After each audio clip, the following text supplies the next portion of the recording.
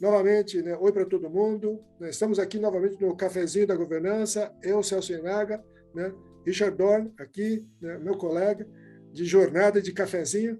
Né. Richard? Opa, e aí, tudo bem, pessoal? Estamos aqui de volta. Vamos falar mais um pouco sobre governança e os desafios de ser membro de conselhos de administração. Super. Vamos lá. Eu acho que assim, Richard, na última, né, bate-papo, você colocou um ponto super importante, que é a questão da gestão de risco, né? Onde a gente está vendo certos movimentos do que estão acontecendo, tá? Que impactam nossos negócios diretamente. Tá? E aí você comentou sobre a questão do comitê de risco, né? De como ser isto feito dentro do conselho. Me dá um pouco de pistas do que está na sua cabeça com relação a isso. Pois é, eu participando de alguns congressos internacionais, né, tenho visto que alguns conselhos têm implementado o comitê de riscos, né, como um desdobramento do tradicional estatutário comitê de auditoria, né? Uhum. E eu tenho discutido isso com vários conselheiros, até queria ouvir um pouco a sua opinião, Celso, porque assim, eu não vejo uma opinião muito bem formada sobre isso. Metade das pessoas com quem eu converso dizem que sim, seria bom ter um comitê de riscos, porque o comitê de auditoria já está sobrecarregado com as questões da supervisão das demonstrações financeiras, né, as auditorias frequentes e que precisam ser divulgadas as demonstrações financeiras a cada trimestre. Isso já dá um trabalho bastante grande, né? E aí não tem tempo para mergulhar e olhar a questão de riscos de uma forma mais profunda.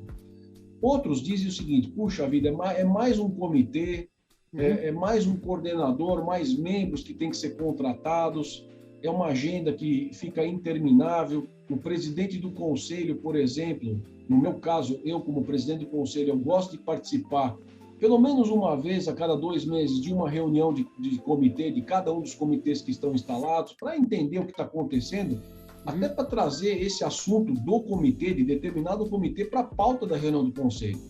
Então, aí vai sobrecarregar ainda mais, né, o presidente do conselho, ou vai ter que criar um novo coordenador de comitê.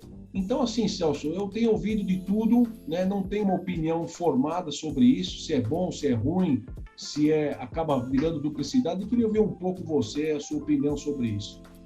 Bacana, Richard. Eu acho que assim, eu queria colocar então, talvez a minha visão sobre isso da seguinte forma, né? É assim, como é que a gente muda a perspectiva com relação à questão de risco, né? Para que ele não seja o risco, mas seja uma oportunidade e que a gente esteja olhando isso como alguma coisa, tá? Que não é um custo, tá? Mas é um investimento interessante, tá? E que pode eventualmente até nos gerar uma série de, né, possibilidades interessantes para o próprio negócio crescer. E do outro lado, está talvez a questão do formato de atuação para que a gente possa ter esse tempo disponível, né? E nesse sentido, a primeira questão é o seguinte: do lado dos negócios e do lado, né, vamos dizer assim, da questão de o quanto isso contribui para o negócio, tá? Eu acho que o que eu estou vivendo, por exemplo, em um dos conselhos, é um tema interessante. Tá? Neste momento, por exemplo, toda a indústria automotiva tá vivendo um momento extremamente complicado. Tá? E, na realidade, o impacto da indústria automotiva e de toda a cadeia automotiva que está sofrendo por causa de uma pecinha, né, que é o semicondutor. Né? Então, esse chip, né, por falta dele e por causa das fábricas, né, estarem lotadas no mundo, por causa da própria pandemia, né? No momento que ocorreu a pandemia, tá, as pessoas foram para casa, precisaram usar mais computadores. Tá? Então, a demanda cresceu para isso. Fora o fato de que o outro setor que também consome muitos chips, que são os games, tá?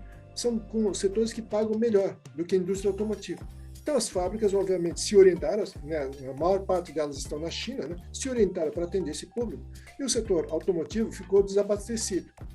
E ao fazer esse desabastecimento, toda a cadeia, né, automotiva está sofrendo no mundo inteiro, parando, fechando fábricas, né, dando férias, porque não vai se ter chips.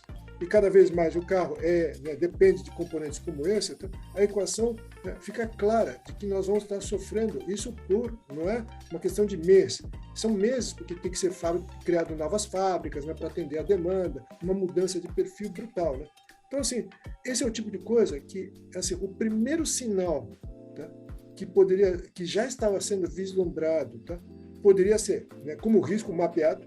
Esse é o tipo de coisa também que você colocou muito bem na questão, né, do cisne negro. Né? Esse não é um cisne negro, talvez seja um pato negro, tá? Mas, assim, justamente aquilo, né? Era quase que evidente que alguns setores iam ser mais demandados e que componentes são comuns. Assim, parece estranho, mas a gente não deveria ter parado para pensar o seguinte: peraí, esta indústria, tá, de uso de computadores demanda um componente que é crítico na indústria automotiva. E quando esse componente faltar, tá, nós paramos, porque não conseguimos fazer, né, os carros andarem sem esse componente. Então, assim, esse é o tipo de coisa que não era evidente. E pior ainda, tá? Era uma discussão que precisaria ter um comitê como esse que você está se propondo para se antecipar essa questão, tá? E repensar como é que nós vamos viver num mundo da qual vai existir uma limitação, tá? Durante um considerável tempo, até construir novas fábricas e tudo mais, tá? Para que, né, nós vamos estar dependendo ou não desse componente. Pessoal, as implicações são brutais nisso, né? E esse é um debate que só dá para ser feito ao nível do conselho, né?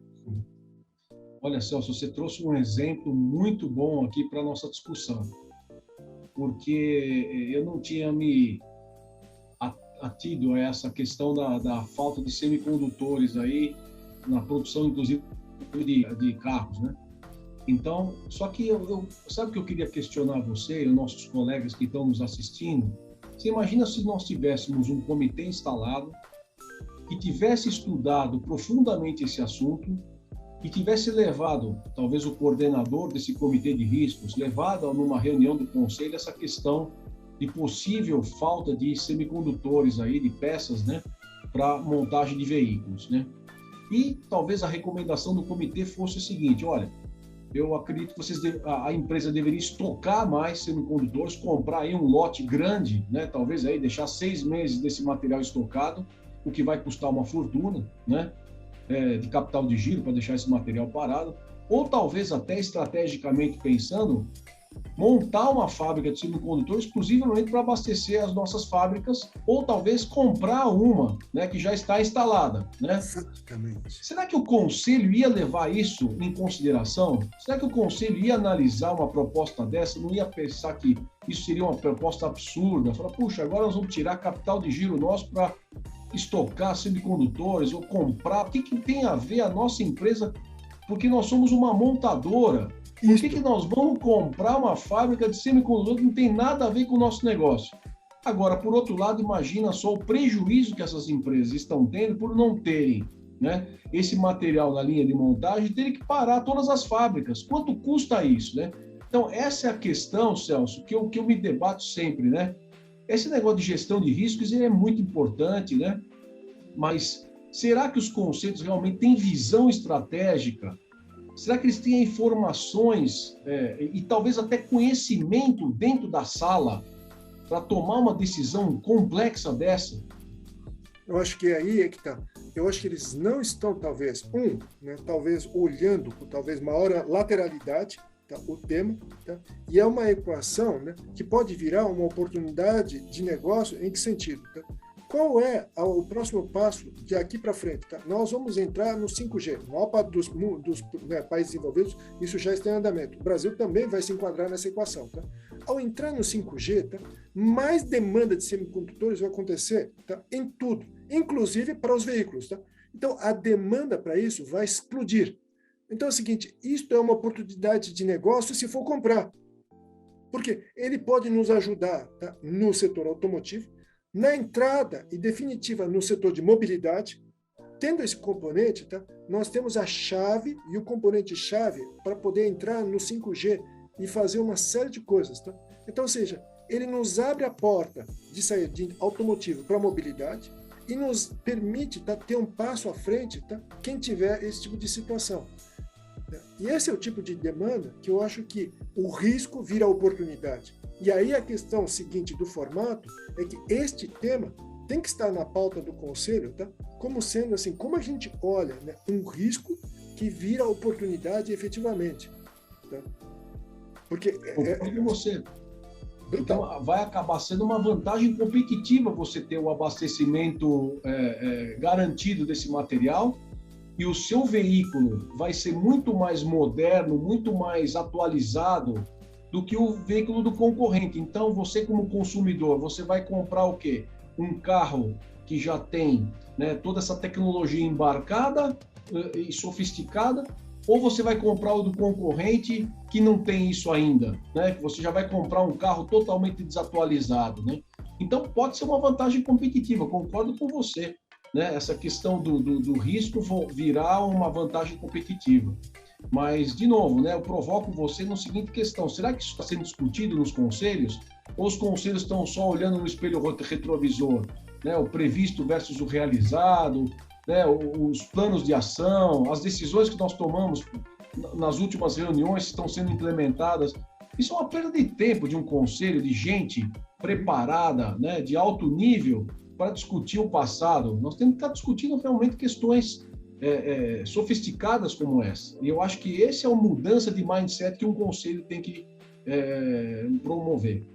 Eu também concordo contigo. Por isso que eu colocaria que a pergunta que você colocou, né, se um comitê de risco, para mim, faz sentido, tá? Faz sentido se a gente colocar neste contexto, tá? E tiver esta abordagem, tá? Não uma abordagem mais tradicional que aquilo, é um custo, mais uma tarefa, mais né, um esforço adicional, tá? Chato para as pessoas. Mas olhando sobre essa perspectiva, né, nós vamos estar tomando decisões, tá? Críticas, tá? Literalmente críticas para a sobrevivência. Todas as grandes montadoras hoje no mundo estão parando, tá? Por causa disso. Tá? E ninguém, pelo menos até o momento, não parece que está fazendo um movimento de adquirir, né, esses componentes. Só que o 5G está aí. Tá?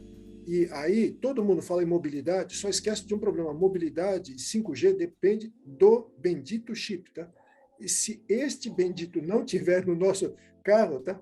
Nós não andamos, simplesmente o carro é um monte de lata parado, tá, no lugar. Né? É verdade. Não, e aí eu fico pensando também as montadoras que gostam de apertar os fornecedores, né, que gostam de comprar com um preço mais baixo e apertam a margem. Então, com certeza, os fornecedores desviaram a produção para outros negócios que têm margem maior, né? Talvez o volume das montadoras seja maior, mas a margem não justifique você dedicar uma parte da sua produção, dos seus recursos industriais, para fabricar para as montadoras. Então, isso é uma questão também que vai ter que mudar, né, nas montadoras, né? Ficar só apertando o preço, né, para comprar na bacia das almas, como a gente chama, acho que isso vai terminar principalmente para componentes estratégicos como esse, né? Eu acho que agora os fabricantes de semicondutores estão com a faca e o queijo na mão. Se eu tivesse lembrado ou pensado nisso há uns 2 anos atrás, eu teria comprado algumas ações de algumas empresas dessas, né? Pois é, eu acho que assim, a valorização seria brutal, né? Assim, verdade. Bacana. Eu acho que assim, este é um painel, novamente, né? Cafezinho da governança, né? Aqui nós estamos para discutir temas como esse, tá? Que vão impactar os seus negócios, que vão, né, abrir perspectivas diferentes para todos nós que, dentro do Conselho, debatemos, né, temas importantes e relevantes, tá? E trazendo essa perspectiva diferente, esse papo, né, de 2 conselheiros e, quem sabe, de vários conselheiros, as dúvidas, para que a gente possa, nessa interação, tá, trazer luz a temas que muitas vezes não são dados a luz devida ou a ênfase devida. Não porque não se queira, mas porque talvez a nossa agenda, como você colocou, Richard, está olhando para trás. Né? E nosso desafio é olhar para frente. Né? Legal, isso aí. Então, até a próxima, né? Até o próximo cafezinho. Vamos lá, gente. Bom estar com todo mundo. Mandem suas perguntas. Vamos embora. Até mais.